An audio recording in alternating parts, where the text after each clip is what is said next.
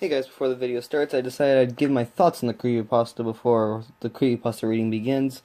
So pretty much, I feel like the story was pretty good. It didn't go with all the blood and stuff. It didn't like be like, oh, Luigi walked in and and then there was blood everywhere, and oh, there was Mario and he was dead and all that kind of stuff.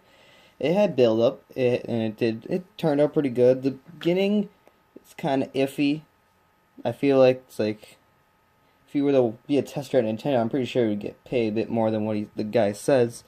But you know that, and it does use a lot of stuff from the beta. Luigi's mentioned it does reference a lot of stuff like that. So yeah, I feel like it's pretty good, but not the best creepypasta.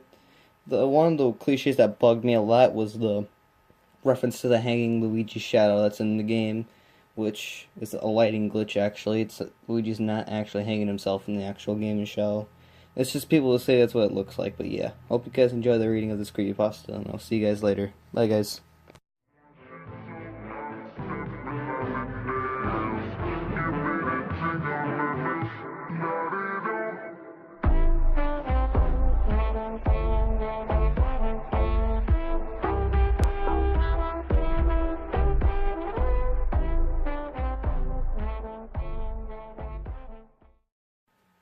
I used to be a game tester for Nintendo, who in turn for me testing and reviewing their games would give me a small amount of money.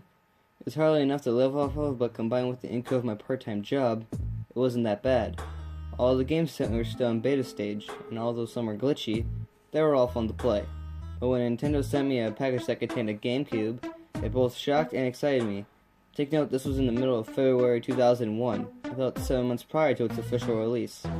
I tested Star Fox 64 and Pokemon Red and Blue, all before they were released in the US, but never a prototype of a console. I was amazed to say the least. I frantically hooked up the GameCube to my TV, a task that was made much harder by my hands shaking out of excitement. Before I turned it on, I realized I had left the controller in the box. I reached back into the box feeling for a controller of some sort, when my hand felt something flat and rectangular. I grabbed it and pulled the hand back out. It was a game. This really surprised me. A game for a console that wasn't even finished? It must still have a lot of development to go through before it's anywhere close to being complete. The game's case said Luigi's Mansion and Beta was written under it when it looked like a marker, and the disc was pure white. I could barely contain my excitement. I grabbed the controller out of the box I'd been looking for earlier, popped the disc into the GameCube, and pressed the power button. The console did not have a loading screen and simply went straight to the Play Game option. I selected it. The game started up, but I could hardly wait. A cutscene played showing Luigi walking down a dark path.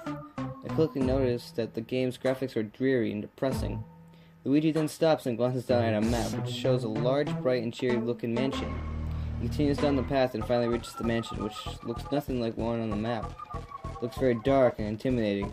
Luigi walks up to the front door and knocks with a shivering hand. The door creaks to open and he slowly walks inside. The game then switches to a third person, and now I can control Luigi. I have to say, the game's main theme was very unnerving. The word foyer appeared on the top left corner of the screen.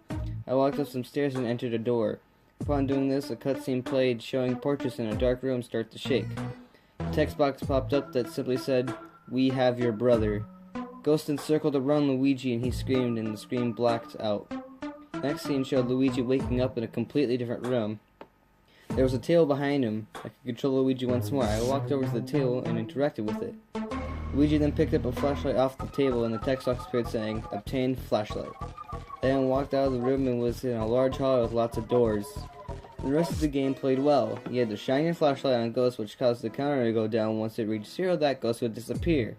Clearing a room full of ghosts would give Luigi treasure and keys to other rooms. Some ghosts were harder to defeat than others, making you figure out a specific weakness for each. A father in a rocking chair could only be shined on when he yawned. A chef in the kitchen would only appear if he ate his food. It was fun. Everything played normally like this until I reached a room called the Safari Room. In the room there were mounted deer heads and 2 tables with leopard skins on them. But I was shocked to see a human skeleton slumped in a chair in the corner of the room.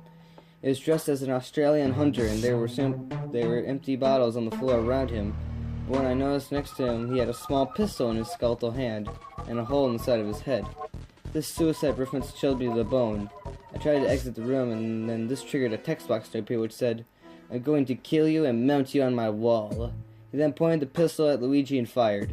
The next screen went black and Luigi screamed. Luigi was then transported to a room called the telephone room.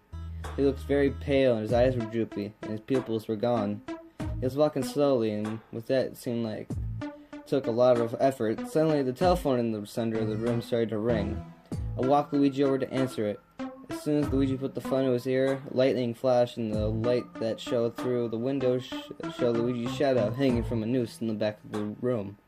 The person on the other end of the line said, "Mario is dead." Luigi screamed and dropped the phone and his flashlight, which broke on the floor. The room was now pitch black. I listened to Luigi sob in the darkness for about 2 minutes. The sobbing then turned to screaming, then a horrifying loud snapping sound played through the speakers, followed by a soft choking sound, and then everything was silent. Lightning flashed and Luigi was hanging from a noose. A message came up from the screen that said, "Good night," in red letters. The screen went black and the GameCube turned off. I now sat in my own pitch black room, shaking, this time out of fear. I felt something warm drip down on my hand, and realized I had bit my lip pretty hard, and the blood was dripping down my chin. The next morning I shipped the GameCube and the game back to Nintendo. A week later I got a letter from Nintendo apologizing for accidentally sending me a beta version of Luigi's Mansion.